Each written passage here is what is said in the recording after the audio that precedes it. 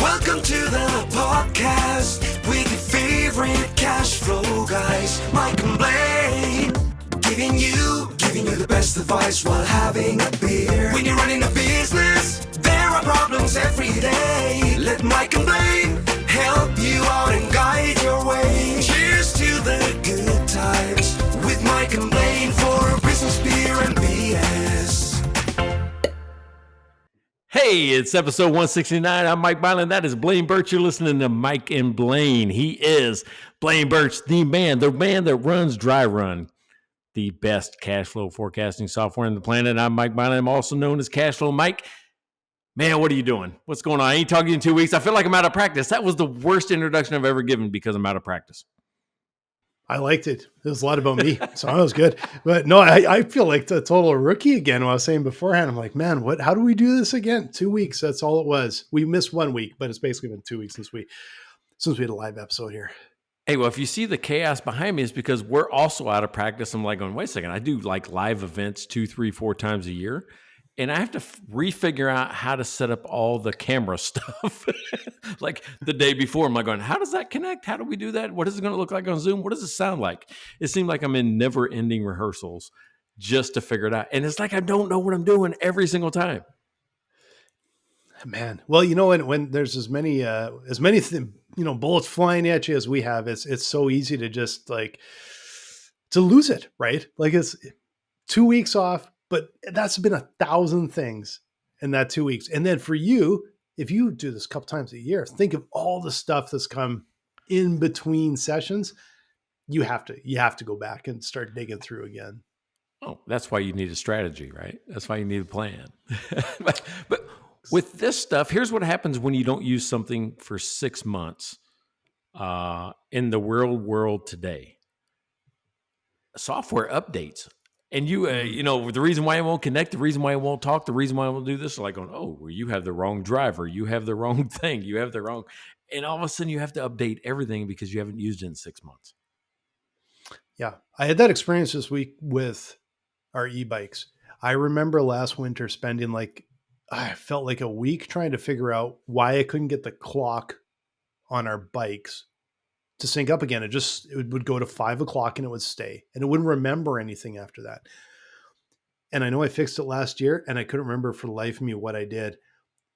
Finally tracked it down again. All I had to do is connect the app on my phone, which is the last thing I would have thought of. So I literally put a note down on my phone. So next year, if I do a search and go like, how do I fix this?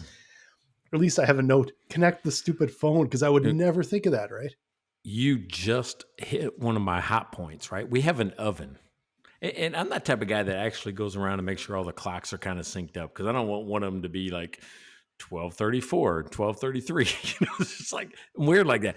There's this one clock. It's on the oven. And the oven connects to the internet, right? Because that way, but the only reason it connects to the internet is so they can do support calls online. Yeah. But it has a clock. I'm like going, if you're connected to the internet, your clock should never be wrong, ever. It should never be wrong. The second. Yeah, exactly. It's not. It's slow. It loses I'm going to say 15 seconds a day or something like that because it's like within a month, it's like 5 minutes behind. Yeah, it makes no sense. It makes no sense. I don't think I've ever clicked mine to the internet because I'm afraid that's someone will overcook our turkey or something. Yeah. I'll get a hacker in. Hey, it's gremlins, man. Gremlins love messing with your turkeys. Yeah, suddenly it's 500 degrees. I'm saying a turkey. I've actually never made a turkey in my life. I've made turkey breast and turkey. I've never made a whole turkey in my life. How Heather and I can eat an entire turkey? It's not going to happen. Yeah. See, this is what happens. We have a whole podcast and we don't even get started. This is usually what we do before we start the podcast. We just talk about all the random bullshit happening in our lives, but. So let's talk about the podcast. We got, because I'm still wanting to drink. This is about business, beer, and BS, and all we've done is BS so far.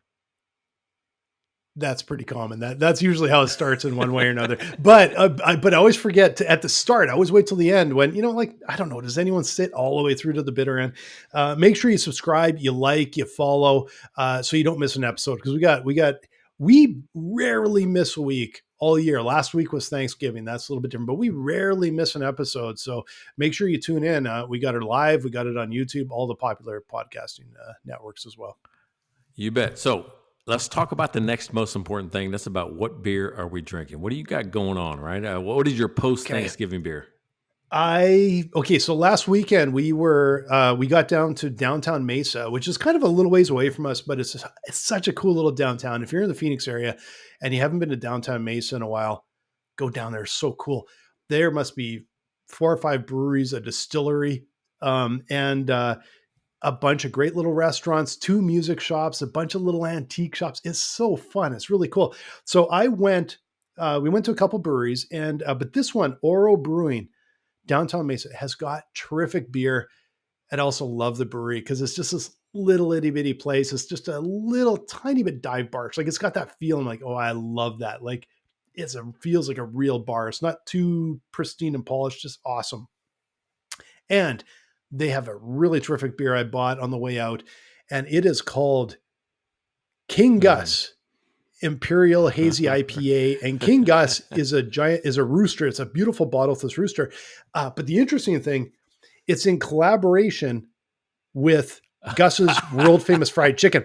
And I honestly had to look up what the heck is Gus's world famous fried chicken. Well, they've got 3 locations, 2 in Phoenix, and I think 1 in Mesa. We've never been there. I never heard of it before. So now I've got to go try their world famous fried chicken because it's supposed to be delicious. So we're gonna give that a go. How cool is that? How cool is that? That's just really cool that they've combined and collaborated on that beer. So it's kind of cool. And that's a cool collaboration because you'll hear like ones with other breweries or with like a coffee shop and they'll put a little coffee and fried chicken. That's awesome. That's Yeah. pretty cool thinking there, man. See, and I wouldn't think to pair a hazy IPA with chicken. So you're gonna have to tell me, what was this experience like? I will do that. We'll have to go and maybe on the weekend we'll go down Mesa Way and find ourselves some Gus's fried chicken. Hey, speaking of, remember, I'm going to be there in a month. I'm going to be there next month. So you better figure out where Gus's fried chicken is because I'm coming. Because we're going to have to go to Gus's fried chicken and then over to Oro for a beer after. And it's great. And this is a good beer, by the way. I've been really enjoying it. Also, it's 8.5% though, so we got to hang in there till the end of the show. What is this? Mine's 7%. What am I thinking about? All right. So I went with the, I don't know I found this new brewery. Remember, it was like a couple of weeks ago. I found Three Nations Brewery out of Carrollton, Texas. And I didn't know much about them, but I'm hot off of this Cabo trip. And I don't know what it is. I think I'm addicted to lime now. Because they put lime in everything. I don't care. Oh, you want cottage cheese? Here, have some with lime. A beer, a margarita. It doesn't matter. Everything has lime in it in Cabo. Nice. I'm like, maybe I miss lime. But in the morning, I did the same thing every morning, right? I would go over to this little buffet, but I'm the guy that I don't get a lot of eggs and bacon and sausage when I do Caribbean or beach trips. I did the fruit. Right. Yeah. So I'll load up on melon and pineapple and mango and things like that. I'm going, I think I miss mango. So I went with Three Nations has got one I'd never seen before. It looks like a crazy elephant smashing a mango, right? So it's called the Mango Smash. So I went with that today. And so we're going to see what that's like. So, hey, who should we thank for these, right? 2 great beers. Who should we thank? Yeah, we got a long list, and I'm going to kick it off with Baltimore Mike because we've got 4 or 5 beer sponsors out to the end of 24. We're almost at the end of 24, guys. You might want to re-up, and Devin, who's actually gone into January 16th. So I can start with Baltimore Mike, the other Mike Mylan, longtime beer sponsor of us. We love the support, Mike, and we're. Always appreciate the beer and just a little side note, it's almost the end of 24. I can tell you this though.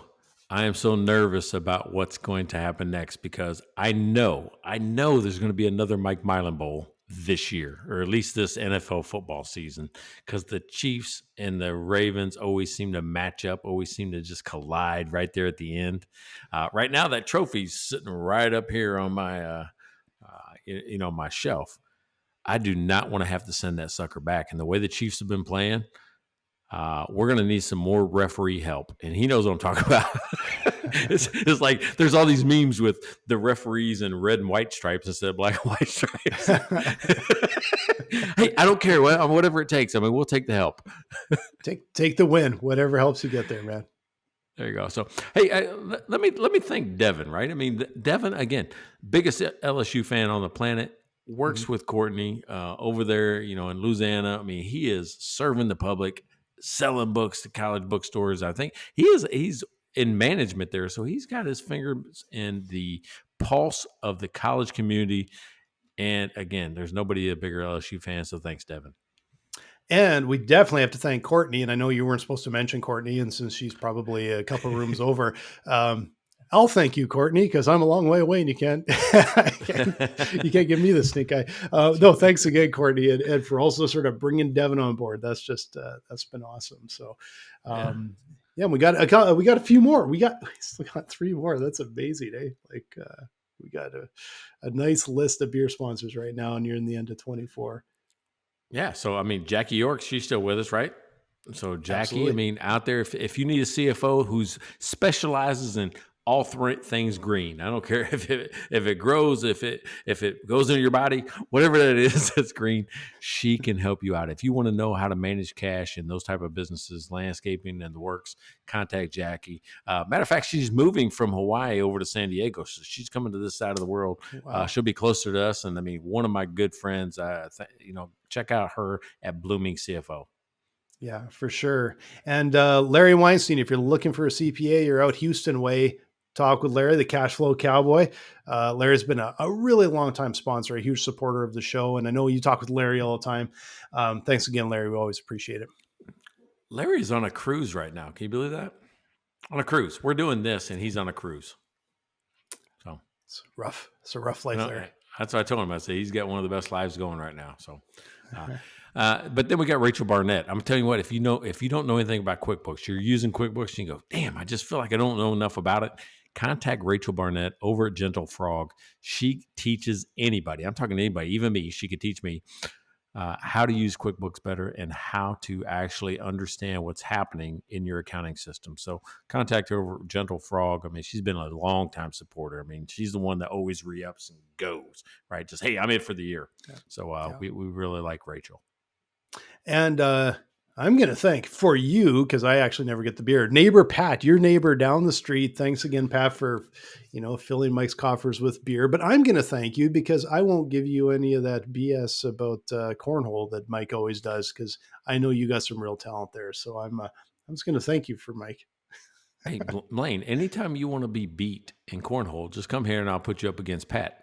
You don't get a shot at the champ yet, but I'll put you up against Pat. I don't even know the rules. So I tell you what, big doings. All right. So he works for United Healthcare. Did you see that in the news where the United Healthcare CEO was shot on the streets? Yeah. Yeah. So I text Pat that morning. So, oh my God, what's going on? He says everybody's in shock, just total shock over there at United Healthcare. So, I mean, if you're listening to this is kind of the big news that's going on, this week. Where in the video of it, I don't know if you've seen this, but it's so graphic and it's so like, oh my God, that could happen to anybody at any time. There's a reason why we all have a social contract about safety, so we can feel safe just about walking anywhere in the country. That was disturbing to me. It really was. Yeah, that was amazing. Yeah. Oh, wow. That's pretty sobering news, actually, when you see that. So, which is not usually the tone of Mike and Blaine. No, not at all. Not at all. So we won't stick too long on that. But yeah, that's a dark story. So yeah. So let me start off by this. We're going to talk about strategy today, and it has nothing to do with what I just said. I'm just bringing that up because that's current event, and I know that's something that he is dealing with in his job and the things that go around when you work for a company. Yeah. But strategy is what I've been focused on all semester over at Trendy, right? The whole time, just like a strategy. And I mean, building a plan, thinking about contingencies. And what I see is most people, when they think about strategy, they come up with these huge, elaborate Even if you don't know the details, you think that, there's a conspiracy against the world, right? And all these people are in on it, but you. I mean, I don't know that there's anybody really that has that great a strategic mind, but I think there's some pieces you can put in place that are simpler, even in your own business, to get you ahead. And I think, the best quote I can give you right now is that I wanted to talk about was, I think it's by Patton, General George S. Patton, and it was, planning is everything, but the plan is nothing. Right. Mm-hmm. And I say that a lot. So I kind of wanted to kind of dig in on keeping a plan simple and not overthinking it, because you have to execute. And the first time it hits the public, your customer, the enemy, it's going to fall apart and you're going to make adjustments. So keep it flexible enough like that. So what do you think? I just like Mike Tyson's famous quote of "Everyone's got a plan until you get punched in the face." that's about Yeah, right.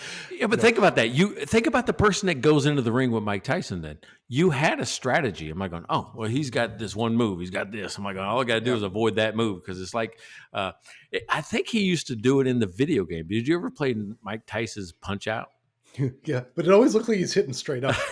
Yeah, because that's kind of what he does. But he would come like hop at you, bop, bop, bop, and then duck. He was like he would duck, and then boom, and he would come up at you like that. And I'm like going, I didn't know what that was. I heard somebody call it the peekaboo movement that he does, peekaboo technique. I'm like, holy shit, that's the perfect name for it. Have you been doing that all along since the 80s or 90s? Has that been the name? I didn't know what it was. I don't know if you saw that fight, him and Jake Paul.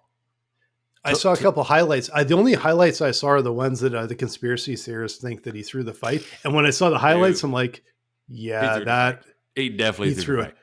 I didn't believe it until I saw the video and went, yeah, no, he had the guy wide open and actually bailed on the punch. And you're like, oh my God. Like that several times, not just once, several times. Yeah, several times. It was, old Mike Tyson would have been celebrating already. He would have been out of the ring. Exactly. That was the strategy he had to make about $20 million, I think. So, yeah, that's right. But think about it. If we're going to stick there, everybody that got in the ring with Mike Tyson had some strategy. You'd watched enough film. You'd seen him train. You'd kind of seen, okay, well, how did other people get hits in on him, or last more than 17 seconds? There was a strategy. So let's talk about that, because I don't care if you're fighting Mike Tyson or you're launching a new product, there has to be some thought behind what happens next. Yeah, you know what comes to mind, and it's along the thread that you sort of brought up, was how important a simple strategy is. The tactics can be pretty comprehensive, but a simple, clear strategy, because it's exactly that. If you walked in with 1,000 things floating around your head, you get punched in the face, you're out. But if you have a really simple, clear strategy, it's a lot easier after the fists start flying to be able to adapt, I think. So I think it's really a strategy comes down to, it has to have focus, simple and clear. Really convoluted strategy, I don't know. Is that a strategy if it's a big convoluted connected pile of stuff?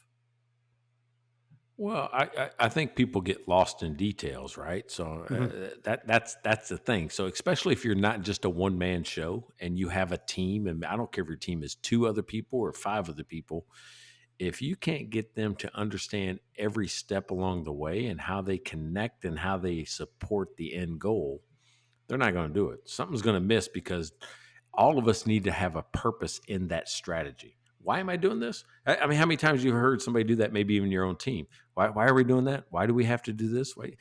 If you hear that, you don't have a clear enough strategy. You don't have a clear enough purpose for why you're doing the things you are, because your people are questioning it. Yeah, as simple and consistent is important. Like if you're thinking, like, I don't know if this would be the exact strategy, but if you're fighting Mike Tyson, is it like, my strategy is to survive the first few rounds and tire him out?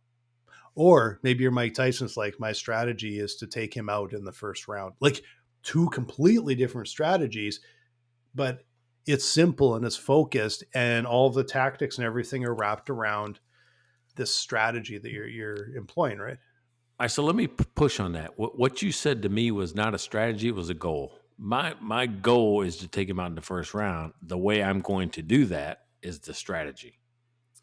I'm going to attack him immediately from the corner. As soon as our gloves touch and as soon as we do whatever it is, I'm attacking him. And I know that if I go in hard and I get in close, I can knock him down. Right. So I think they're different. I mean, did you hear him the same? Well, no, like I think we're getting into semantics here, but at what part is it tactical on how you wear him out? What part is it tactical on what you employ to attack early, like attack quick and keep the pressure up? So that's the thing is like, no, the goal is to win the fight. The strategy of how you're going to do it is to tire him out so that because you believe that as you tire him out, he'll become less effective. You open up, blah, blah, blah. Yeah. Right? And then it's the tactics on how you do it. The tactics are, I see that every time he moves to the left, he exposes his ribs, and I'm going 2 shots to the ribs. Right. The tactics are the actual actions. The tactics are I'm gonna run in circles and hope he chases me. That's a poor tactic, but it's a tactic, right? I think that was Floyd Mayweather's strategy. Just run and not get hit until he has to hit. It's probably better than I'm going to cover my head and take body shots for the next half an hour and see what happens. Yeah. Tire him out.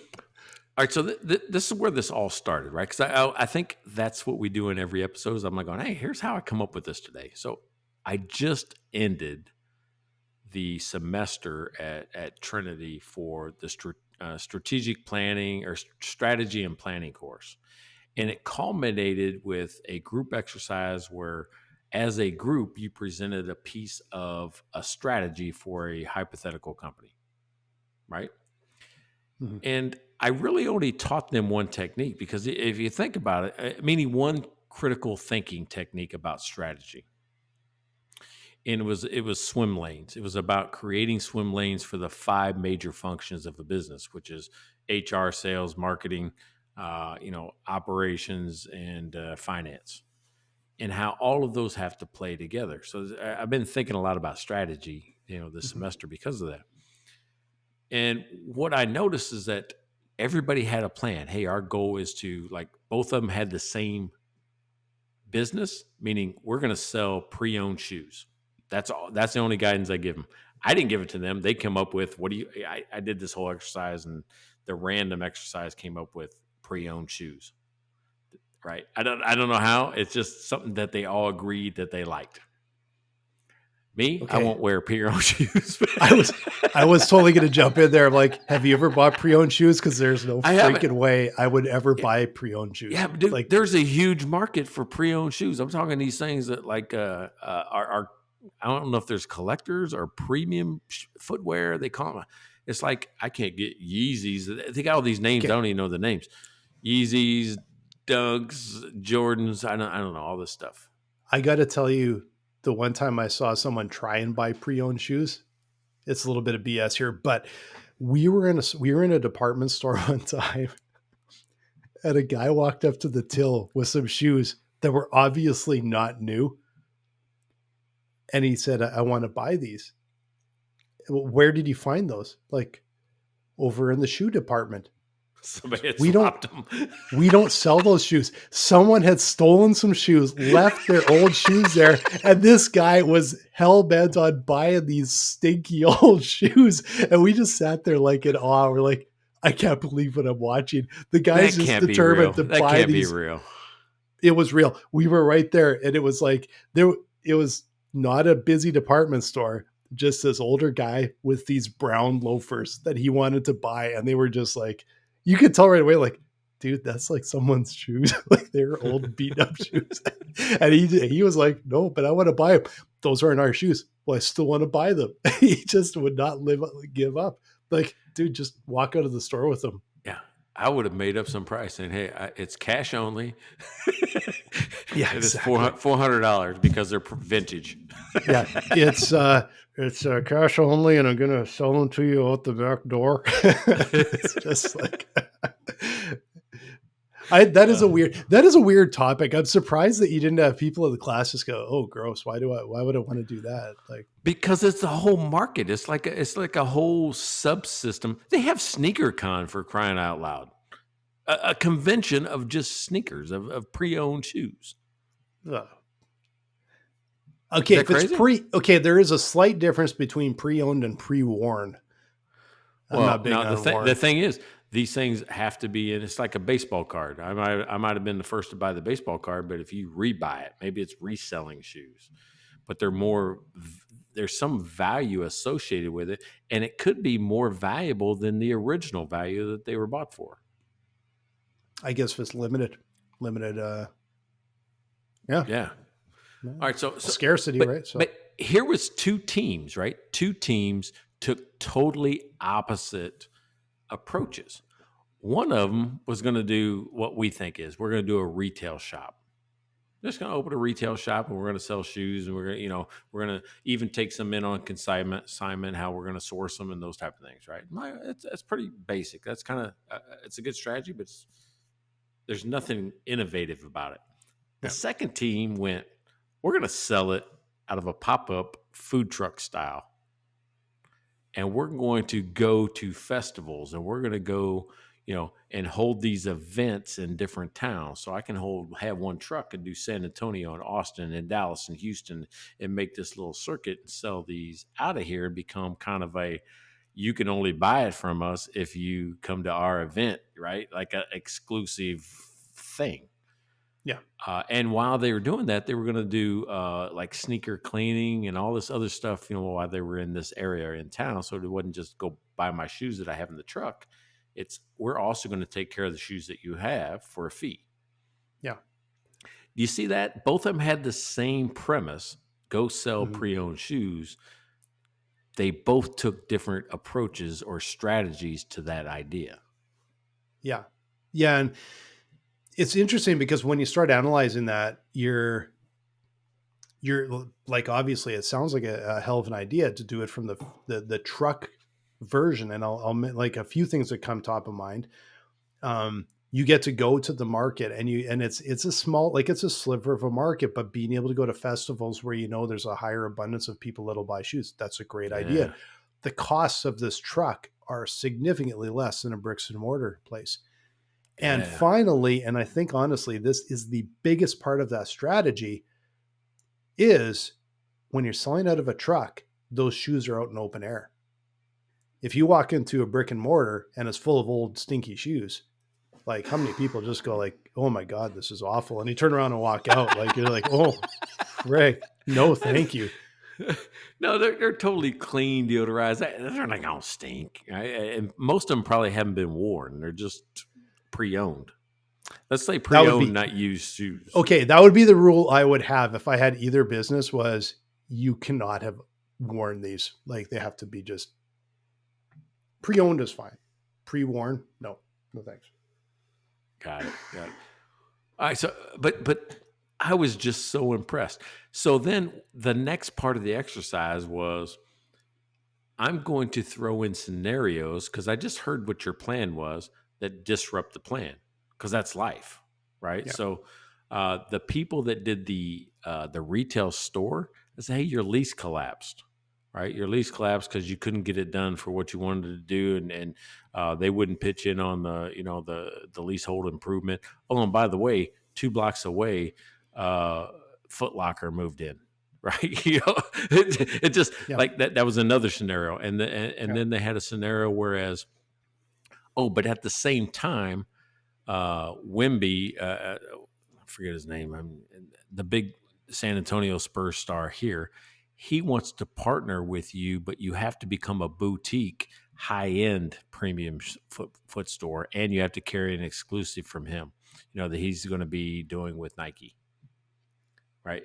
So it's now there's an opportunity. It isn't just bad things. There's also opportunities now I have to adjust to. So there's risk to the plan and there's opportunities to the plan. Right. So that's the people that were going to do the retail spot, and how they came up with it. They moved to a different location. They had one picked here in San Antonio, and they moved to a different location. They chose to actually partner with the person, even though it was a higher cost, they thought that overall it was going to be a better long-term strategy to have an influencer and that name attached to their brand as a startup than not. I'm like, going, fuck, that's really thinking through it, right? It's really thinking through, because you'd have to say not every opportunity is a great opportunity. It could be one of those things where we want you to change everything about it, like he did. Yeah. He wanted you to change your store to be a high end, not any old shoe, high end, and specifically his exclusive collection. Yeah. Right. Go There's ahead. okay. I'll tell you about the food truck next, or the shoe truck next. Okay. No, you know what? Actually, tell me about that first, and then I've got an observation here, and I don't know if it's because maybe this will help me understand, because I've got, I think, a bit of a question, not an observation. I think a question that I want to ask you after this. So tell me about the food truck. Yeah. All right, so the shoe truck. The shoe truck. Yeah. The shoe truck. All right, so their plan was to launch in Dallas, right, with one truck, and then add trucks in different major cities across. So the wrench I threw at them was, hey, Dallas has this new mobile business regulation that's coming in, and they've denied your permit as is because you're not, meeting the standard of the next one, and it costs you $50,000 extra to convert your whole plan to their business regulation, right? So that was part of it. The other thing is that, oh, by the way, you've also been invited based on the social media that you've done, because they told me about this big social media plan to get people hyped up about this truck, that you've been invited to an event, a pop-up event in New York City. Bring a truck, and they're going to showcase you as part of this big event. You can buy these shoes in New York, right? Oh, and by the way, you also, one of your social media posts has a violent backlash, and people don't like you because you're overpricing used shoes. So those are the things that they had. I mean, but think about that. These are real scenarios. And then I just pulled crap out of the, so, and they decided, here's what was kind of cool. Oh, there was a delivery delay on the trucks. The trucks that they wanted outfitted, I caused them to have a 4-month delay on the build out, which was going to mess with their financial forecast. What they did was say, okay, well, we can do one prototype truck ourselves before we can get the other trucks. Then we can still go to New York, but instead of the lost revenue from the other trucks, we're going to take the one truck that we build and do a tour up to New York. So we're going to stop at all these cities and sell along the way. And instead of, getting a truck that's delivered to New York and just staffing it there, we're actually going to generate revenue all the way to New York with the one truck. Yeah. Oh my God. The ingenuity almost made me cry, of just them thinking through a problem and coming up with solutions. I don't know if it would work or not, but the very fact that's what this is. What's the strategy? How do we fix this? How do we move past a problem? So what's your observation? And okay. So my question is, what is in a very, very short brief, I'm curious basically, because I have a premise here, but what the pitch was for the two, what kind of, in paraphrasing that you can recall, what was the pitch for the bricks and mortar? They were going to be the exclusive provider of the Wembley collection or whatever. I forget what the guy's name is, but they had they created videos, they created ads, they had a sticker campaign that was going out about the grand opening. Their whole thing was they were going to attach to being associated with the San Antonio Spurs, and specifically this Rookie of the Year candidate, Wemby. He's like 7'5" or 7'10" or something. The guy's huge. And their whole thing was wrapped around taking his influence and converting it into a brand under their own name. Though it was going to be San Antonio Foot Exchange, which, by the way, I looked at it and I said, safe? You guys are going to be safe? They go, oh, we didn't think about it that way. I'm like, right. So I started calling them safe, just for short, because it was safe and flip kits. But yeah. Mm-hmm. So their whole thing was boutique. They were going to be a boutique, and it was a split retail presence, which I thought was unique. Even though some people do it, like Foot Locker does it in some places where they have kids Foot Locker on one side, like through a door, and then the regular Foot Locker. They were going to do kind of mainstream stuff, but then have a boutique portion of not half, like maybe 40% of the shop was just his high end and Wembley collection stuff. Wemby. So the Wembley collection one, like when they came in, they had that idea and that deal, right? Like literally, well, I guess it's fake, so you can kind of make a No, deal. Yeah. they had to make it. They had to adjust their plan. They didn't have that. I told But them that was an opportunity. that's an opportunity you gave them. Before then, they came in with a pitch. Like their Right. first pitch to you before then, because that is a totally different thing that was presented to them. And it's like, okay, that's an opportunity that was presented, a fictional one, but an opportunity. What was their original pitch that they came into? They were going to partner with, just be a vendor, right? They were going to use Nike, Adidas, and all that. They were going to try to get contracts with them to be just a reseller of new shoes with this pre-owned collection section, right? Hey, you can get new shoes here, but hey, if you're interested in the high dollar premium footwear, we've got it in the back, or we got it on this other corner, just like a Yeah. pop-up shop. And you'll see it where it's like going, hey, here's, if you go to Macy's, there's all these little things of, hey, here's the Lulu section, here's the Nike section, here's the Adidas section. They were going to do the same thing, but with their premium pre-owned footwear. Okay. Okay. Before I dive into that, what was the earliest, the very first pitch? Why did they want to do the truck? So the other company did the truck. Yeah, the other company. Right. Yeah.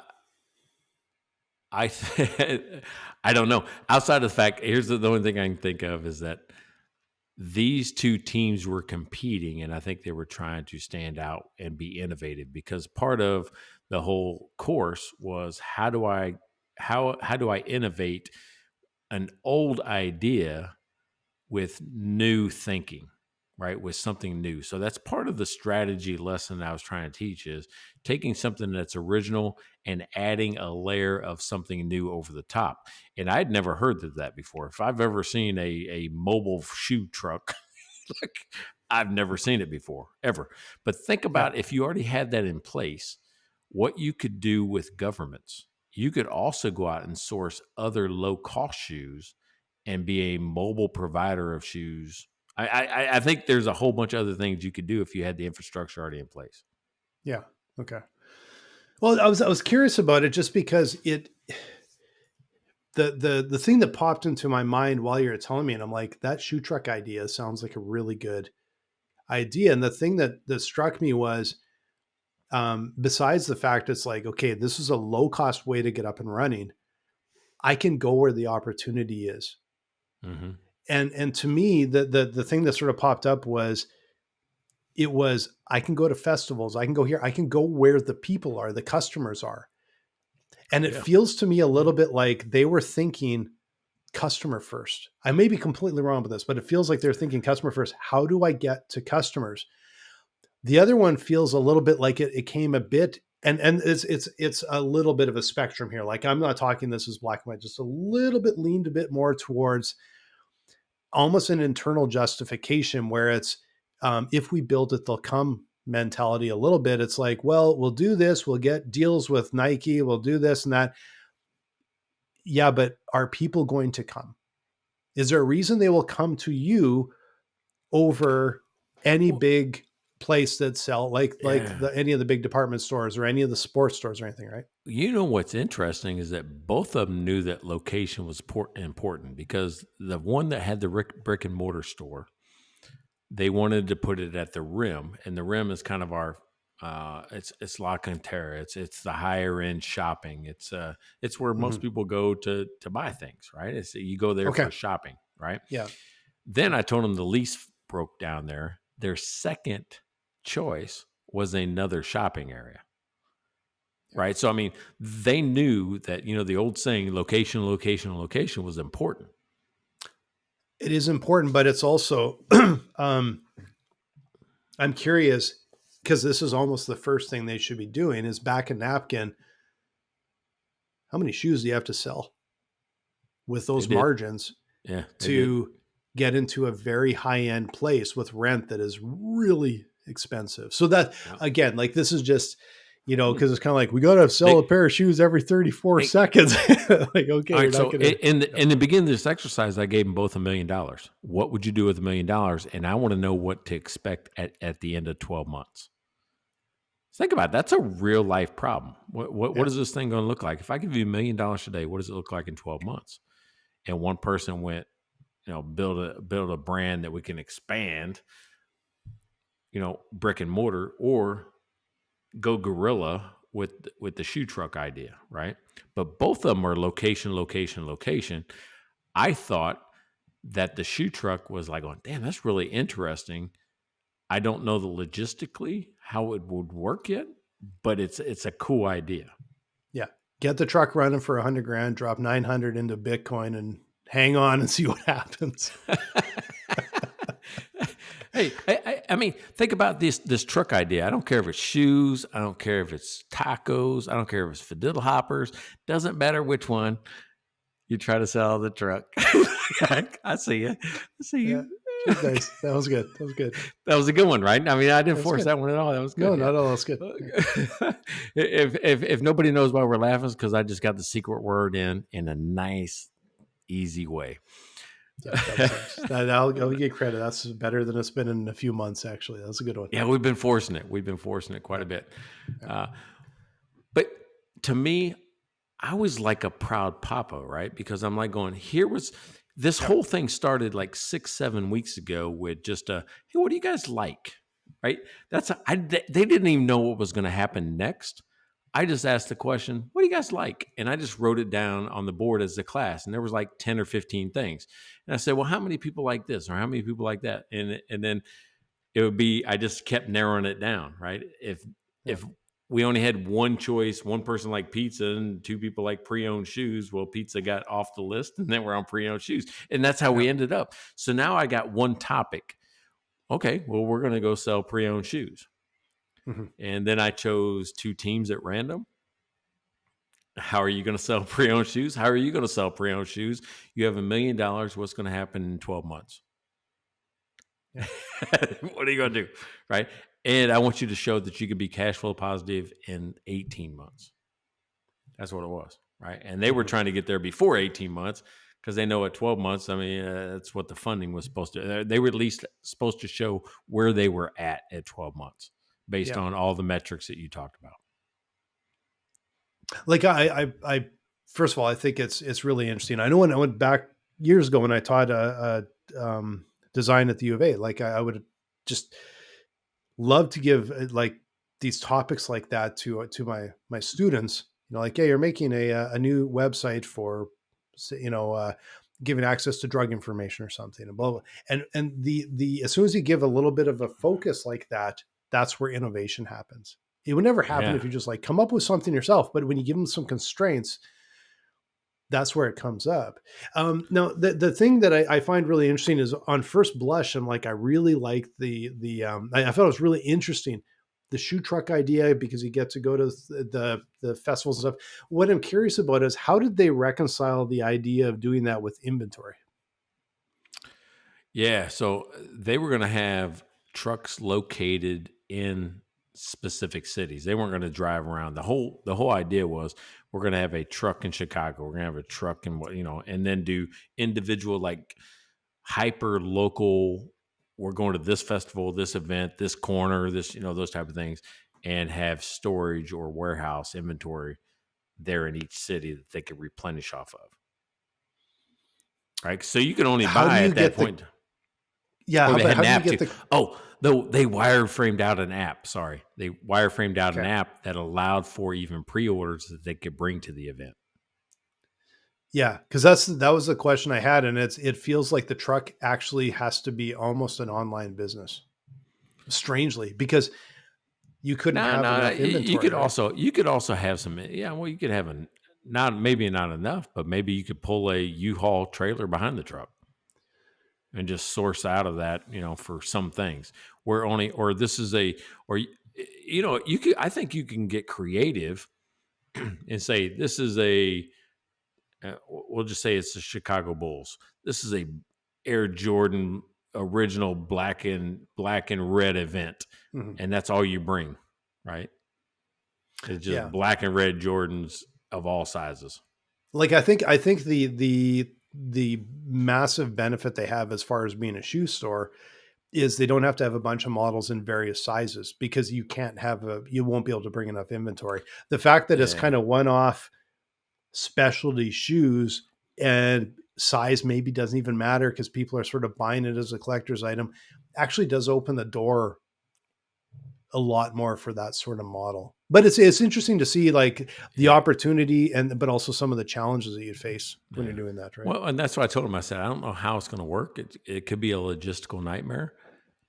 I said, but let's walk it through. I mean, that's the cool thing about, any of these type of things, even at Dry Run. I mean, even at Cashflow Mike, I'm still walking through ideas. I don't know how it's going to work yet, but I know if it works, this is a good thing for us.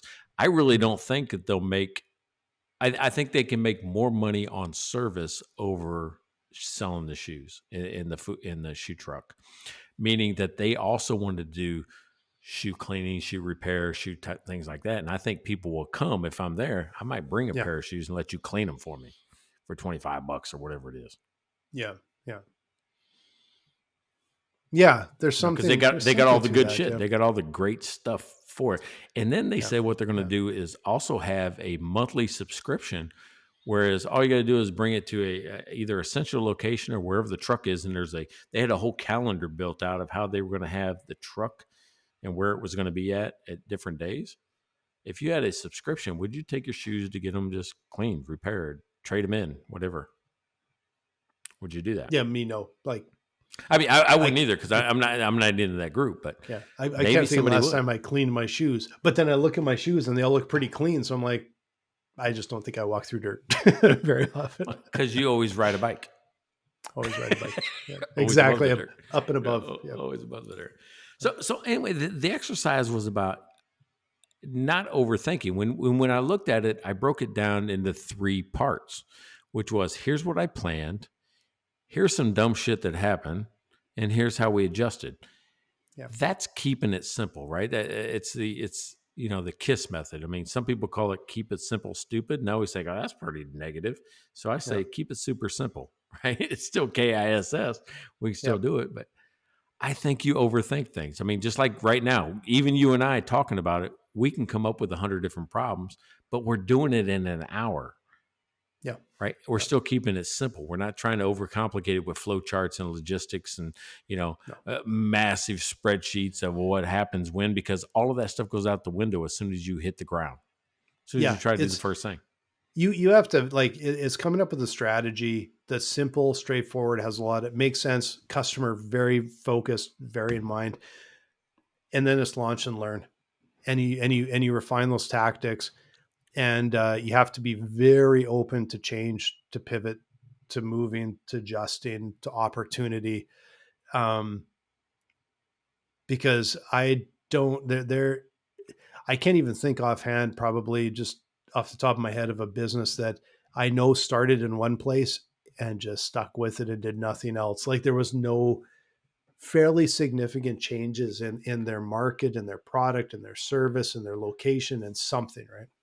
I think you've heard me talk about it before. I say I feel like every time I start a business, it's like there's a glass wall in front of me. I can see where I want to go, but there's something holding me back.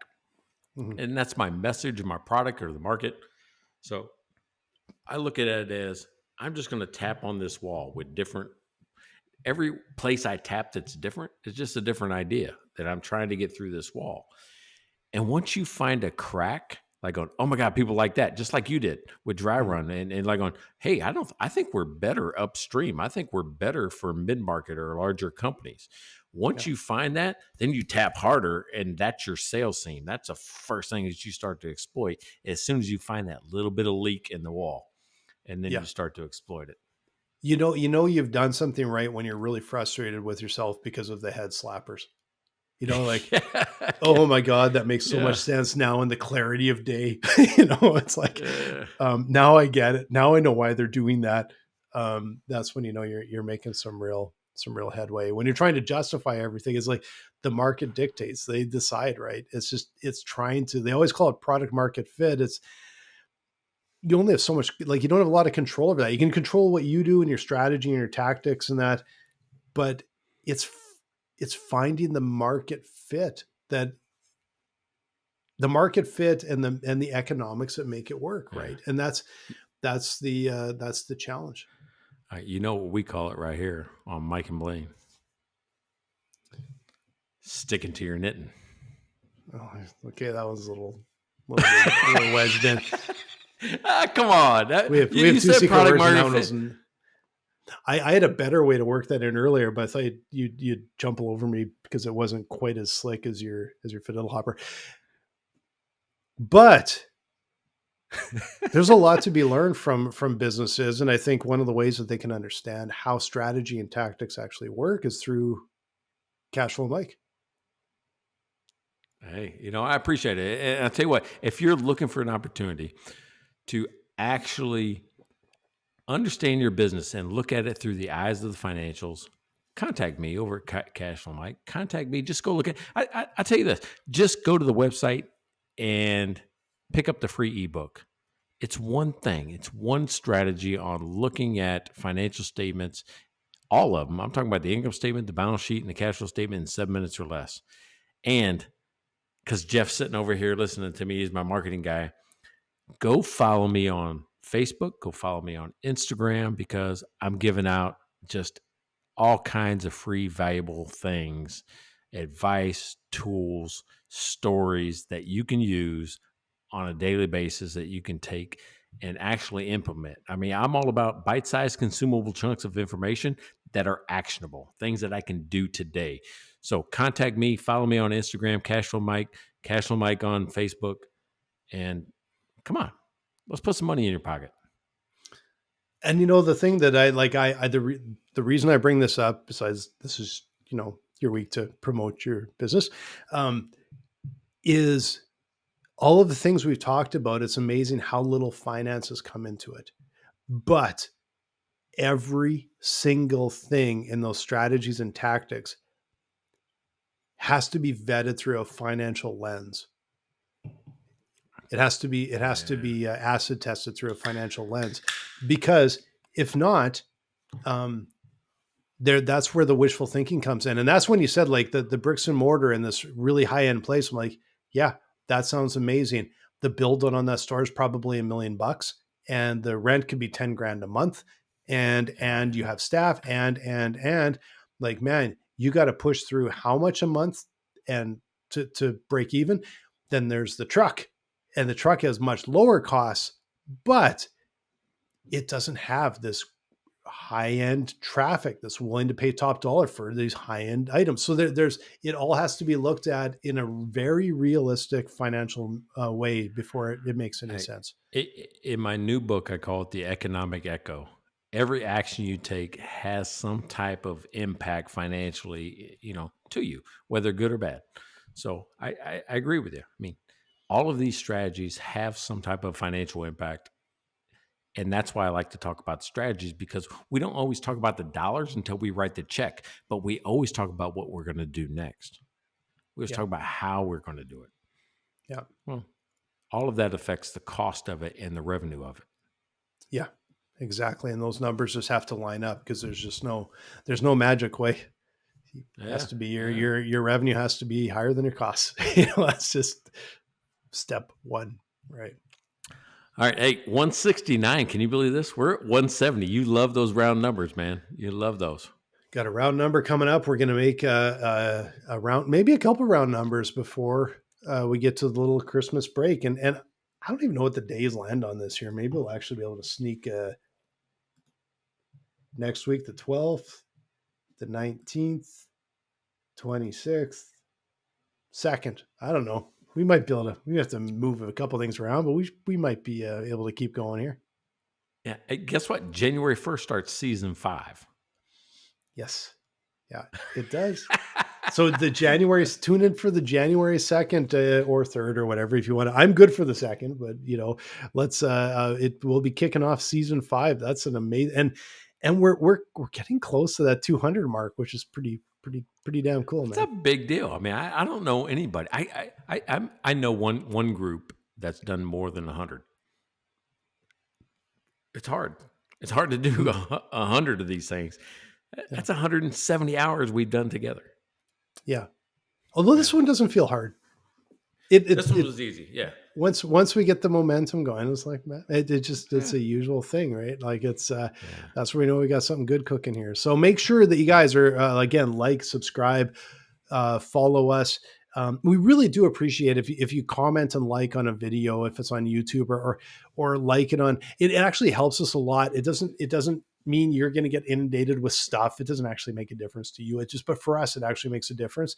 Yeah. And also you can go to mikeandblaine.com. We have like a half a dozen, 7 beer sponsors right now, but most are actually ending at the end of the year. So hopefully they'll re-up. But you can always come and sponsor us. And man, I got to tell you, this is the best bang for your buck, evergreen sponsorship opportunity. We are going into season 5 and we never changed from this off the cuff thing where it's like, hey, buy us a beer for $5 and we'll talk about you. $5 an episode. You could get an entire year for $5 times 52 weeks. And we will talk about you every week on the show. Hey, I appreciate you, man. Hey, everybody listening, thank you. I appreciate it. I'm grateful. Check out their website at mikeandblaine.com. Then subscribe to the podcast and buy these guys a beer.